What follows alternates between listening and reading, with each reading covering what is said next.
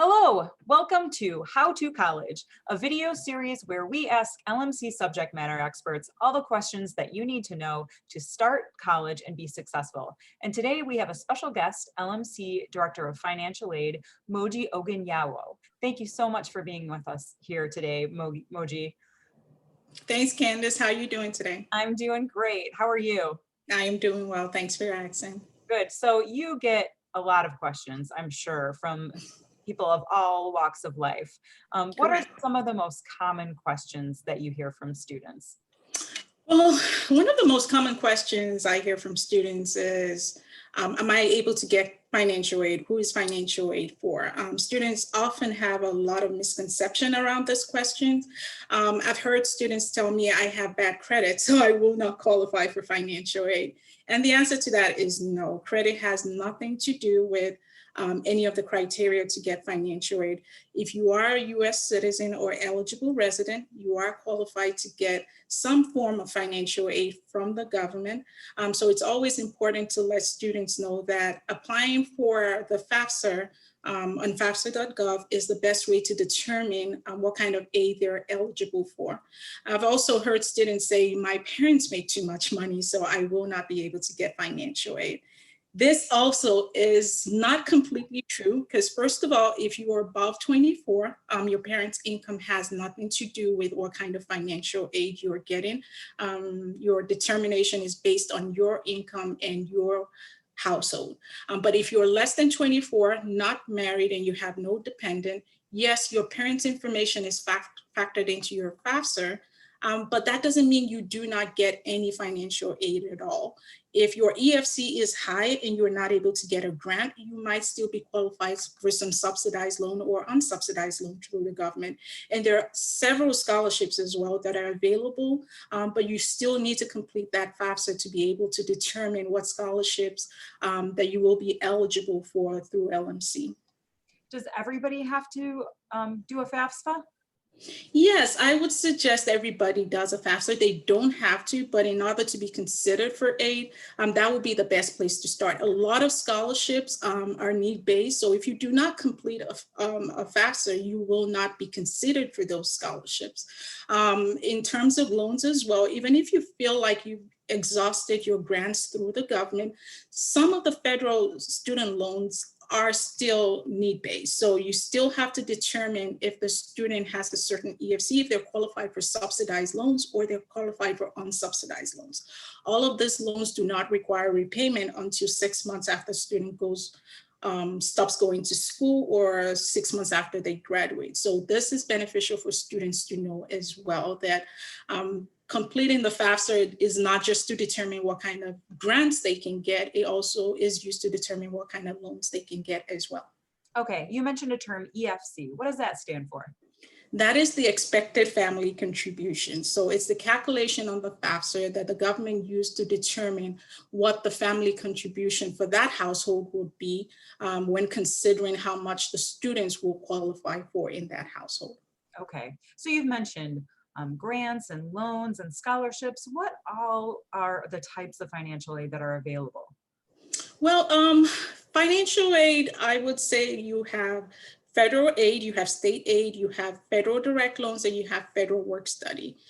Federal work study is need-based, but here at LMC, we do have institutional work study as well, which is not need-based.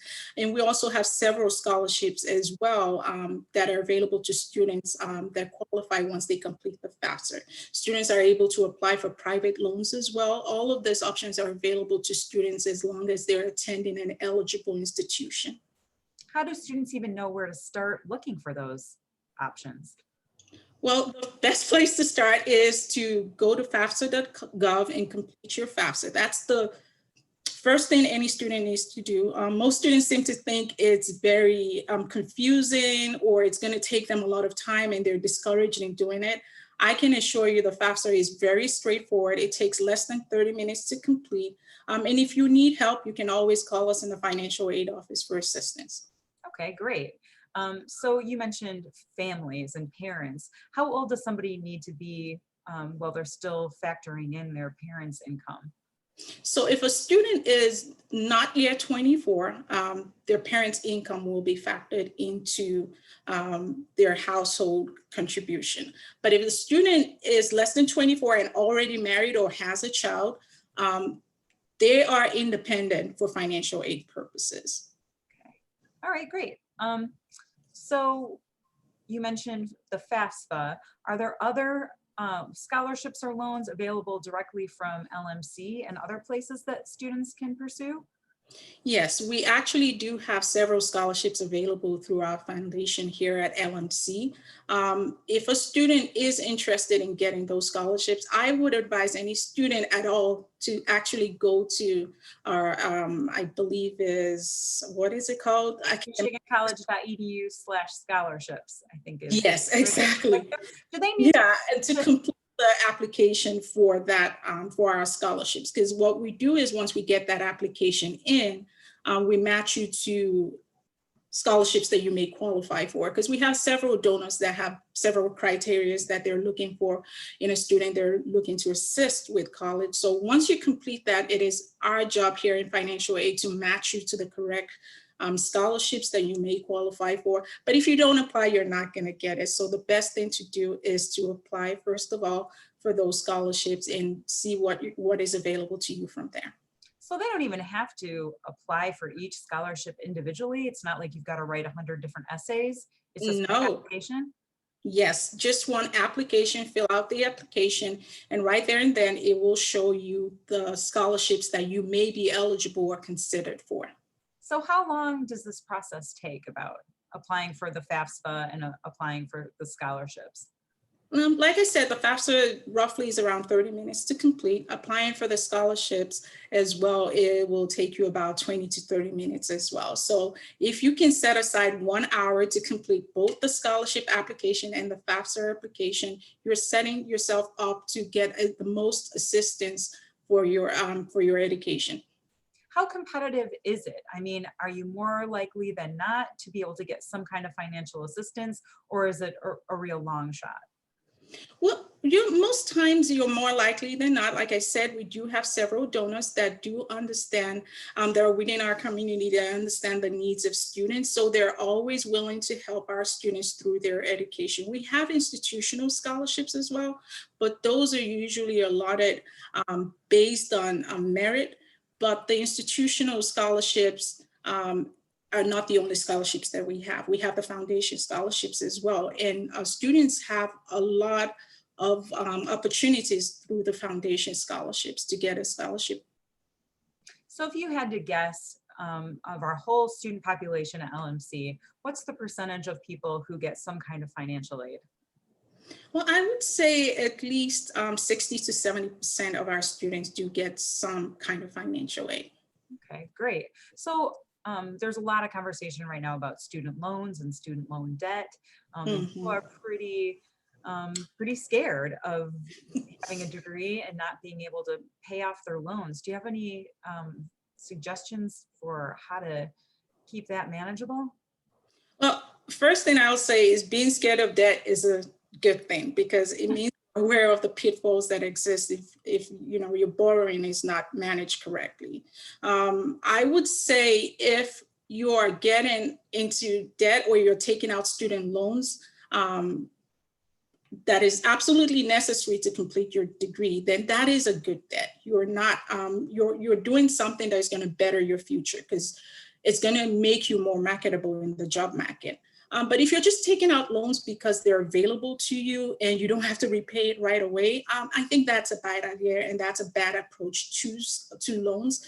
I always suggest to students to, apply for those scholarships, see the kind of aid you can get through scholarships, grants, and other areas first before you resort to loans. Some students have no options because this is their second or third degree in some cases, so they might only have loans as an option. But like I said, if it's something that is absolutely necessary and it's towards a degree that is going to open new opportunities for you, that's great. But the other options are available as well, such as the scholarship. So I always advise students complete your FAFSA, complete your scholarship application so you can get the most aid possible through financial aid.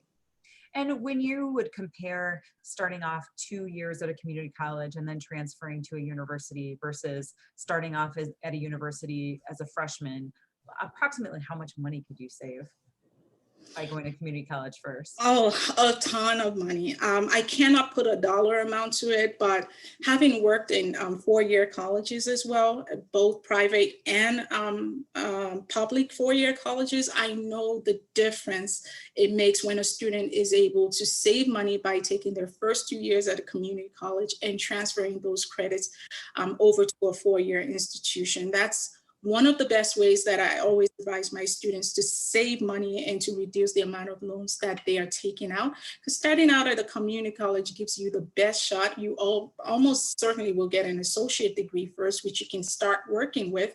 And you can also transfer those credits over to a 4-year institution. And you don't have to pay the rates of a 4-year institution for the entire 4 years. So I think it's a win-win. So about how much does it cost for a degree at LMC? Roughly, I would say estimated around $4,000, but it depends on what kind of student we're talking about. We have in-district students, we have out-of-district. We have students that live with parents, we have students that live on campus full-time, part-time. So because it's so different for each student, we always advise our students to just go and review our cost of attendance chart on our website so that they get the true picture of how much it costs them personally in their situation, how much it costs them to go to college here. Okay, great. And does financial aid cover anything but tuition? I mean, books can be expensive. Yes, yes, that's a good question. Financial aid does cover books and supplies. And actually, as long as your budget allows for transportation as well as housing and all of those things, if you have enough financial aid, you will get enough financial aid to cover those as well. All right, great. Well, is there anything else that we're missing that you think students should know? No, I think, like I said, students should try to apply for their Fafsa as soon as possible. Fafsa is always open October 1st. I know a lot of students think that they have to wait to complete their taxes before they complete Fafsa. But Fafsa uses the prior year of taxes. So for your 21-22 Fafsa, you need your 2019 tax returns. So right now, students that are looking to go to college in the fall should go ahead and complete that because they need their 2019 taxes and not 2020. So if you can, complete your FAFSA and also complete those scholarship applications. All right, great. Anything else? No, that's all. Okay, thank you so much for your time and for your expertise and for the work that you do. We really appreciate it, Moji. Thank you, Candace. All right, have a great day. You too.